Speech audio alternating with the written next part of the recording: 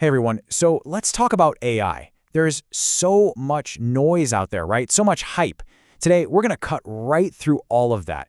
We're going to look at the hard evidence, the real world proof of how AI is already creating this massive productivity boom, like right now. So yeah, let's just dive right in.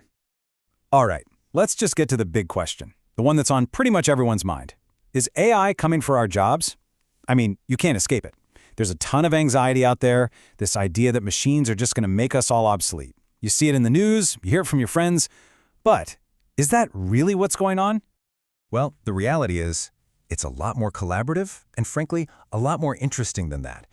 The story that's actually unfolding in offices and hospitals and factories all over the world isn't a takeover. It's a partnership, a really powerful one. So you've got to shift your thinking a bit.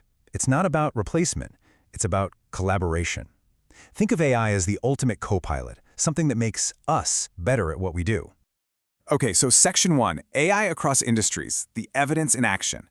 And look, don't just take my word for it. Let's get into the actual numbers, the hard data. We're going to look at some amazing, real-world examples of how companies are getting huge results. And this isn't science fiction, this isn't someday. This is what's happening right now.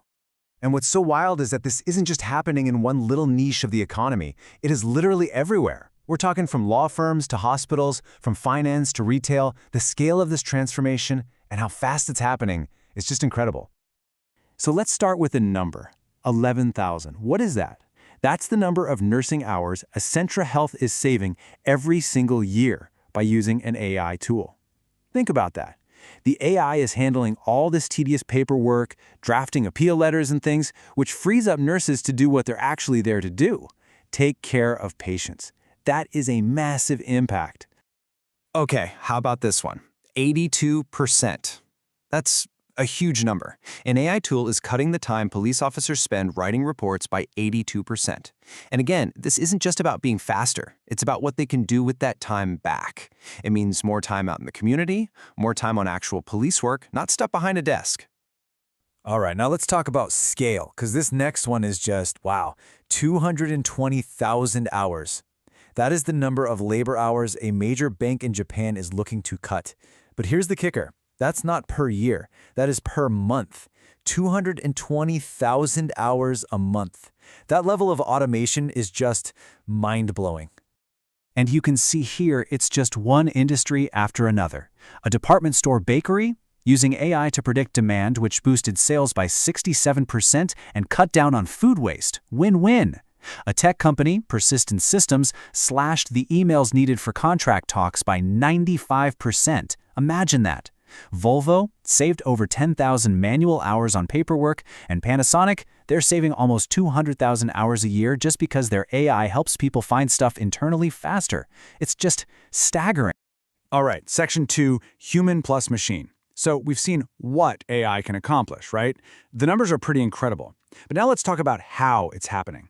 Because the real secret sauce, the magic, it isn't just the AI by itself.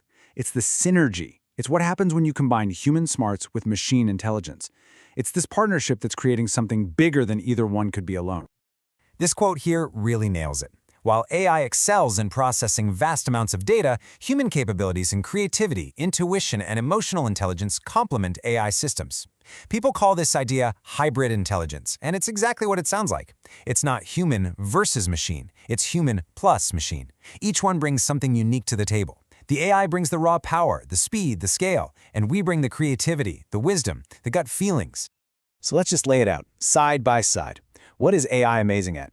Well, it can chew through mountains of data in seconds, spot patterns we'd never see, and just crush those boring, repetitive tasks. It's all about speed and scale. But what about us?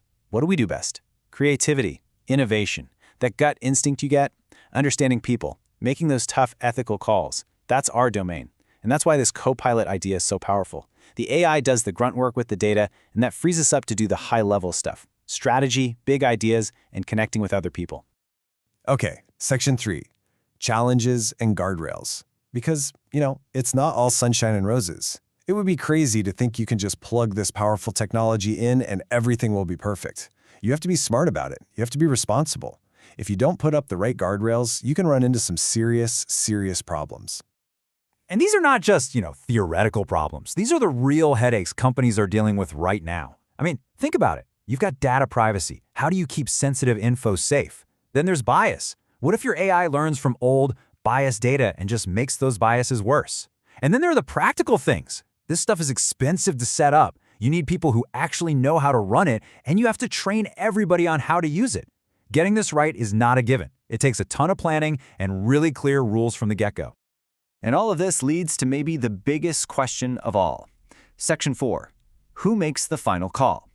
As these AIs get smarter and more capable, how much power do we actually hand over, especially when the stakes are really, really hot? Check out this chart because it shows two sides of this coin perfectly. On the one hand, in medicine, an AI designed to spot sepsis was linked to an 18% drop in deaths. I mean, it's literally saving lives. Amazing. But then you look at the legal system. An AI was used to assess risk, and experienced judges threw out its recommendation 30% of the time because they felt it was just too harsh. It's a perfect example, right? The AI's insights are incredibly valuable, but you absolutely still need that human judgment for the complex stuff, for the context and the ethics. So you can actually think of this as a journey, a kind of roadmap with 6 stages. It all starts pretty simple, with basic analytics, what happened. Then you get into diagnostics, why did it happen? Then prediction, what's gonna happen? Most companies today, they're hanging out in those first 3 stages, but the path is laid out. The next steps are AI giving advice, then making decisions with a human watching over, and finally, fully autonomous AI. We're not there yet, but the journey has definitely begun. So when you put it all together, it's clear we're not just building better tools. We are creating partners, transformative partners that are going to amplify what we can do and just supercharge our productivity. But it leaves us with those really deep questions about trust and judgment and who's ultimately in charge. So I'll leave you with this. When the AI's perfect, data-driven answer clashes with the gut feeling of a seasoned human expert, who gets the final say?